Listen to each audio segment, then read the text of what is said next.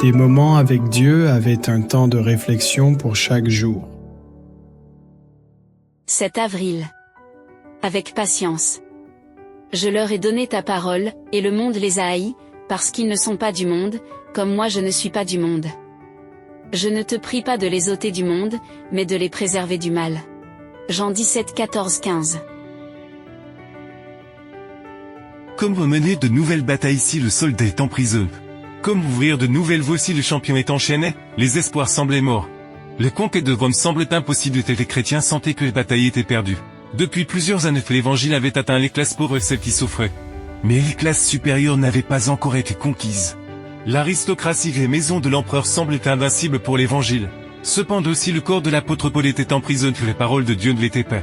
Et l'on pouvait montrer que les armes de les milices chrétiennes sont puissantes et Dieu est capable de renverser des forteresses. Ce qu'il avait fait autrefois avec un courage de guerrier n'aurait pas été possible cette fois-ci. La manière dont il avait vaincu auparavant n'aurait rien donné en cette occasion. Mais Dieu n'avait pas abandonné son dessein d'atteindre les classes supérieures de l'Empire. En prison, Paul a fait preuve d'un esprit d'abnégation rétrospective sans se plaindre. Sans gémir, sa conduite a attiré l'attention des gens de la maison de César. La patience manifeste dans ce vide de souffrance pour l'amour de Jésus. Lui ont permis de gagner des cœurs que d'autres ne auraient été atteints. La patience a ses victoires comme le courage. C'est par la douceur dans les épreuves, aussi bien que par le courage dans les entreprises, que l'on peut gagner des âmes au Christ.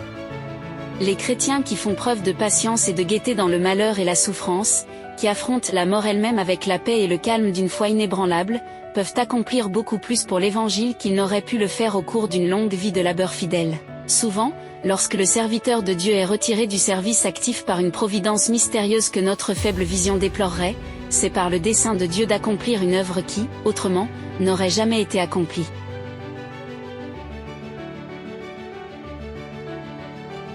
Nous ne savons peu jusqu'où irait notre influence ni combien de personnes croiront en Dieu. Si notre vie est un témoignage fidèle de son amour, nous pouvons penser que ce que nous faisons n'est d'importance pour personne. Mais beaucoup peuvent se perdre à cause de notre mauvais témoignage. Ou beaucoup peuvent venir à Jésus lorsqu'ils voient notre piété, par conséquent. Nous ne devons pas seulement servir le Seigneur quand tout va bien que nous voyons ses bénédictions chaque jour, mais aussi dans l'épreuve que notre œil humain ne peut pas voir les desseins de Dieu. Quand ces desseins ne sont peu compris que le pourquoi et le comment ne trouvent pas de réponse. Alors notre esprit de patience porterait du fruit pour l'éternité. Comme dans les martyrs des taux primitifs et à l'époque de les réformes protestantes.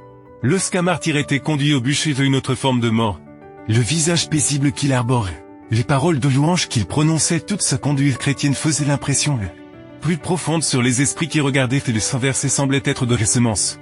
Car de nouveaux convertis apparaissaient.